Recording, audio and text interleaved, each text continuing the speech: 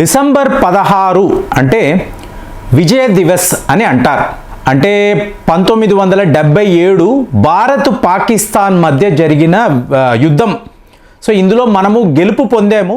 దానికి సంబంధించిన ఒక ఫేమస్ ఫోటోగ్రాఫ్ మీరు ఎక్కడ చూసినా కూడా ఈ ఫోటోగ్రాఫ్ కనిపిస్తూ ఉంటుంది. ఏమిటి ఇది అంటే పాకిస్తాన్ సరెండర్ అవుతున్నట్టుగా వాళ్ళ ఆర్మీ చీఫ్ సంతకం పెట్టడం.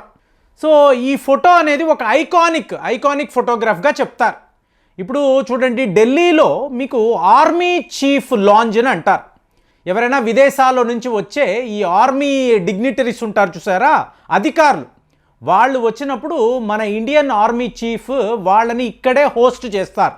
ఒక వెల్కమింగ్ డ్రింక్ ఇచ్చి కూర్చొని వీళ్ళు మాట్లాడుకుంటారు. మీరు ఆ లాంజ్ అంతా చూసారో అనుకోండి, ఎన్నో ఫోటోగ్రాఫ్స్ ఉంటాయి. అందులో మీకు ఎక్కడైతే మన ఇండియన్ ఆర్మీ చీఫ్ కూర్చుంటారో ఆయన వెనుక ఇంత పెద్ద ఫోటోగ్రాఫ్ 1971లో మనం పాకిస్తాన్ని ఎలా ఓడించామో, వాళ్ళు ఎలా సరెండర్ అయ్యారు, ఈ ఫోటో చూస్తే మీకు అర్థమైపోతుంది. సో ఇప్పుడు నిన్నంతా కూడా ఈ ఫోటోగ్రాఫ్ని పెట్టుకొని చాలా పెద్ద కాంట్రవర్సీ, ముఖ్యంగా ప్రతిపక్షాలు, ఈ విదేశీయులు, ప్రియాంక గాంధీ గారు, ఆవిడైతే మన ఇండియన్ మిలిటరీ లీడర్షిప్ను కించపరిచినట్టుగా మీరు ఇలాంటి చర్యలు తీసుకున్నారు, మీరు తీసుకున్న నిర్ణయము మన చరిత్రను మార్చివేసే విధంగా ఉంది, ఇది చాలా పెద్ద తప్పు అని చెప్పి ఈవిడ విపరీతంగా, మీకు ఎన్ని స్టేట్మెంట్స్ అంటే ప్రతి ఒక్క న్యూస్ పేపర్లో కూడా ఈ వార్తలు చూడొచ్చు. ఏమంటే అంత పెద్ద తప్పు ఈ మోదీ టీం ఏం చేశారు. సో ఇవాళ అందరూ మాట్లాడుతున్నారు. ఏమీ లేదు ఫ్రెండ్స్, మీరు ఢిల్లీ వెళ్ళారు అనుకోండి, ఇవాళ శామ్ మానిక్షా అనబడే మీకు మన ఫీల్డ్ మార్షల్, అంటే 1971 యుద్ధములో ఒక లీడర్షిప్ అనండి, స్ట్రాటజీ అంటే వ్యూహం, సో దీనిని రచించి భారత్ గెలిచే విధంగా ప్లానింగ్ ఇచ్చిన ఒక గొప్ప ల్యాండ్ మార్షల్, ఒక గొప్ప ఆర్మీ మ్యాన్.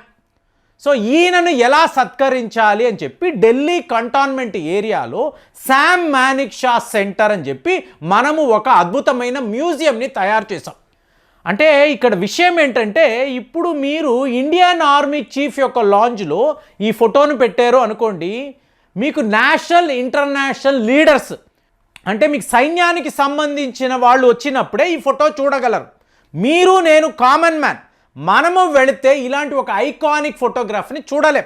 సో ఇది వీళ్ళు ఆలోచించి వీళ్ళు ఏం చేశారు, ఈ ఫోటోగ్రాఫ్ని శామ్ మానిక్షా సెంటర్లో పెట్టాము అనుకోండి, కామన్ మ్యాన్ కూడా చూడవచ్చు కదా, ఆ చరిత్ర ఏంటి, భారత్ యుద్ధాన్ని ఎలా గెలిచింది, ఈ వివరాలంతా కూడా క్లియర్గా మన భారతీయులకు, ఒక 9వ క్లాసు 10వ క్లాస్ పిల్లాడిని 1971 వార్ ఏమిటిని అడిగారు అనుకోండి, నాకు తెలిసి ఒక 80% ఆఫ్ ద స్టూడెంట్స్ చెప్పలేరు. ఇంకా అడిగితే భారత్ పాకిస్తాన్ మధ్య ఎన్ని యుద్ధాలు వచ్చాయి, ఎవరు గెలిచారు, ఎవరు ఓడిపోయారు, సో ఈ యుద్ధం యొక్క వివరాలు చెప్పండి, ఒక ఎస్ఏ రాయండి అంటే ఖచ్చితంగా నాకు తెలిసి ఇవాళ జనరేషన్లో ఉండే మీకు ఈ స్టూడెంట్స్ రాయలేకపోవచ్చు. ఎందుకు, వాళ్ళ తప్పు కాదు, మనము వీటినంతా కూడా వివరంగా ఎక్కడా పొందుపరచలేదు. సో మన కరికులంలో వీటి గురించి మాట్లాడాలి. భారత్ ఇన్ని రకాలుగా ఒక స్ట్రాటజీని వాడి ఈ యుద్ధాన్ని గెలిచాము, ఇది చెప్పాలి కదా. కాబట్టి కామన్ మ్యాన్కి అందుబాటులో ఈ ఫోటోగ్రాఫ్ ఉండాలి అని చెప్పి మన ఇండియన్ ఆర్మీ చీఫ్ యొక్క లాంజ్లో ఉండే ఫోటోని తీసుకువెళ్ళి వీళ్ళు ఏం చేశారు, శామ్ మానిక్షా సెంటర్లో పెట్టారు. సో మరి ఇక్కడ ఏమైంది, మీ ఆర్మీ చీఫ్ ఆఫీస్లో ఈ ఫోటోగ్రాఫ్ లేదు కదా. దాంతో ప్రతిపక్షాలు, తక్కిన వాళ్ళందరూ కూడా, బాబాయ్ ఇంత అన్యాయం చేస్తారా, మన ఆర్మీ చీఫ్ ఆఫీస్లో ఉండాల్సిన ఫోటోగ్రాఫ్ని అక్కడి నుంచి రిమూవ్ చేస్తారా, సో మన లీడర్షిప్కి ఇది ఘోరమైన అవమానము. అక్కడేమో మనం ఏం చేస్తున్నాము, మీకు శామ్ మానిక్షాని గౌరవిస్తున్నాం, ఆయన కీర్తి ఏంటి, అసలు ఆయన ఎంత గొప్ప నాయకుడో చెప్పడానికి ఈ ఫోటోగ్రాఫ్ని అక్కడ మారుస్తున్నాము. కానీ మీరు ఏం చేసినా ఇది తప్పేనండి, ఘోరమండి, ఇండియాలో ప్రజాస్వామ్య వ్యవస్థే లేదండి, దారుణమండి, మోదీ ఒక నియంతండి, ఇదే మాట్లాడతారు కదా. సో ఇవాళ కూడా ఇదే గొడవ. కానీ ఇక్కడ ఇప్పుడు ఇండియన్ ఆర్మీ చీఫ్ యొక్క లాంచ్ అన్నాను చూసారా, ఇక్కడ వీళ్ళు ఒక ఫోటోగ్రాఫ్ని పెట్టారు. ఇప్పుడు గొడవంతా కూడా ఇదే. కానీ నాకు మాత్రం నా వీడియోస్లో నేను ఇదే మాట్లాడతానండి. సరిగ్గా ఫోటోగ్రఫీని చూస్తే ఆహా మనము ఎలా ఆలోచిస్తామో వీళ్ళు కూడా అలాగే ఆలోచించారు. ఏంటి, ఒక పెద్ద పెయింటింగ్. ఆ పెయింటింగ్ని మీరు గమనించారు అనుకోండి, గరుత్మంతుడు ఉంటాడు, గరుడ వాహనము ఉంటుంది, అలాగే శ్రీకృష్ణ పరమాత్మ ఉంటారు, అలాగే కురుక్షేత్ర యుద్ధములో శ్రీకృష్ణుడు అర్జునుడి రథము ఉంటుంది, మళ్ళీ మీకు చాణక్యుడిని మధ్యలో పెట్టారు. అంటే మనం ఏం చెప్తున్నాము, మోడర్న్ వార్ఫేర్లో మన ఏన్షియంట్ టెక్నాలజీని, మన ఏన్షియంట్ వార్ స్ట్రాటజీని ఎలా అడాప్ట్ చేస్తాము అంటే ఇక్కడ చైనా వాడికి ఇవాళ ఎలా ఉందంటే కుతకుతలాడిపోతున్నాడు. ఎందుకు అంటే అక్కడ ప్యాంగాంగ్ సూని పెట్టాం, ప్యాంగాంగ్ సూలో మన ఓడలు, అలాగే బ్యాక్గ్రౌండ్లో హిమాలయాలు. అంటే ఈ పెయింటింగ్ అర్థం ఏంటి, చైనాకు మేము బుద్ధి చెప్పాము, అట్ ది సేమ్ టైం పాకిస్తాన్ని ఎలా ఓడించాము. ఇంకా చెప్పాలంటే 1965లో భారత్ పాకిస్తాన్ యుద్ధంలో మనం ఏకంగా లాహూర్ గేట్ దాకా వెళ్ళిపోయాం. అంటే మన దండయాత్ర, మన ట్యాంకులు నేరుగా లాహూర్ గేట్ దాకా కూడా వెళ్ళేయి. ఈ వివరాలనంతా పొందుపరిచి ఒక అద్భుతమైన పెయింటింగ్ మనం చెప్పడం ఏంటి, మా పూర్వీకులు, మా గురువులు మాకు ఒక యుద్ధ నీతిని ఇచ్చారు, ఒక స్ట్రాటజీని ఇచ్చారు. దాని ప్రకారమే మేము చైనాతో యుద్ధమే చెయ్యకుండా వాడిని లొంగదీసుకున్నాము.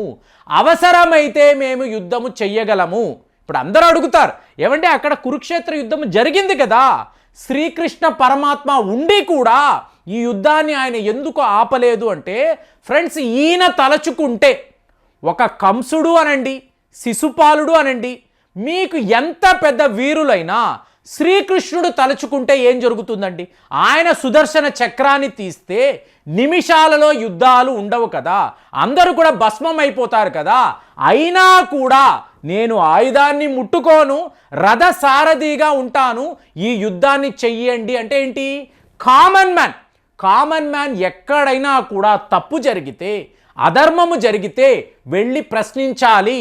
కౌరవులు తప్పు చేస్తున్నారు కాబట్టి పాండవులు మీరు వెళ్ళి మీ న్యాయబద్ధమైన కోరిక మీరు అడిగారు, నెగోషియేట్ చేశారు, వాళ్ళు ఒప్పుకోలేదు, ఇది అధర్మము కాబట్టి అధర్మానికి వ్యతిరేకంగా మీరు పోరు చెయ్యాలి, యుద్ధము చెయ్యాలి, ఇదే కురుక్షేత్రం అని చెప్పి శ్రీకృష్ణుడు మనకి ఒక గొప్ప మెసేజ్ని ఇచ్చాడు.